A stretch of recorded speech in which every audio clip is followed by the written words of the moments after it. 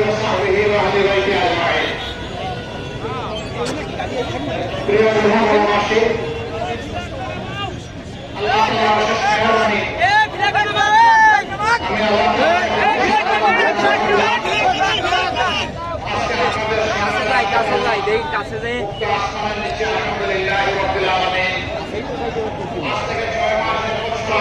আমি চিন্তা করিনি এদেশের মানুষের সামনে এসে মুক্ত আবহাওয়ায় দুটি কথা বলতে পারবো।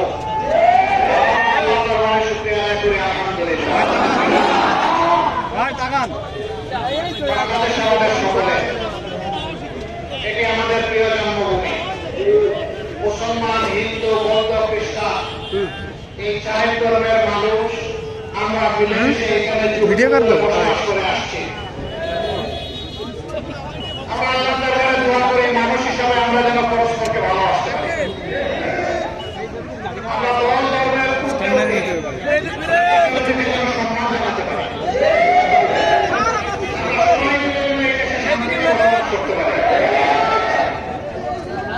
এই দেশ আমাদের দেশ, এই দেশকে আমরা ভালোবাসি।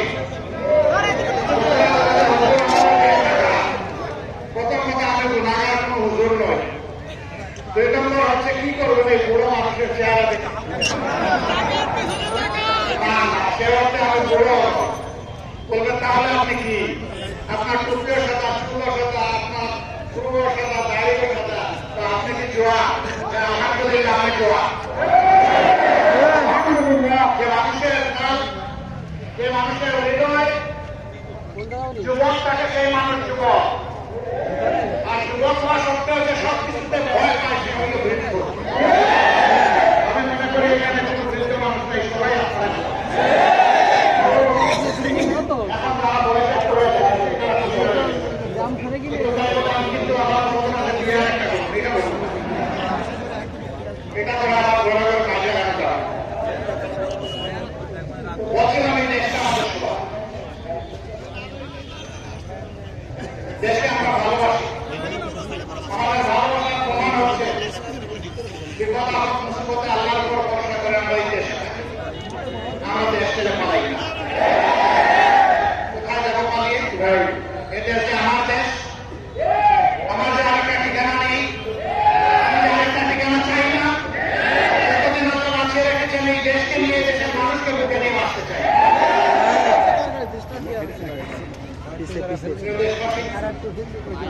আমরা আপনারা সবাই মিলে এমন একটা দেশ চাই যে দেশ হবে মানবিক দেশ।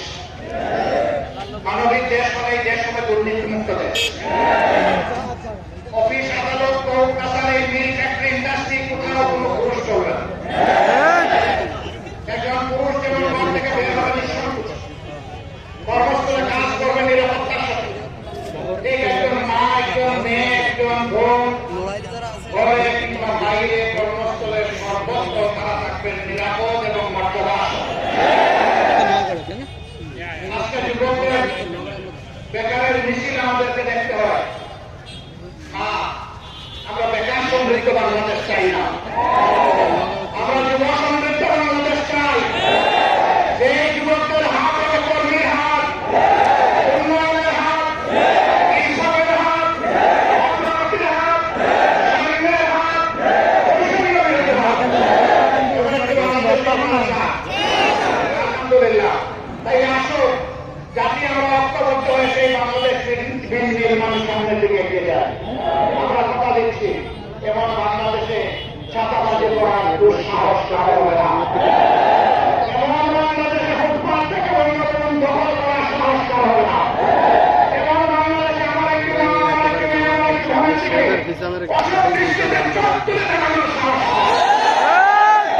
এমন বাংলাদেশে অফিস আদালতে বসে সরকার এবং জনগণের ট্যাক্সের বেতনকে ঘুষ খাওয়ার দুঃসাহস দেখাবে। সেই বাংলাদেশ গঠন করতে জামাত ইসলামের প্রতিশ্রুতিবদ্ধ। আপনারা কি বাংলাদেশ চান?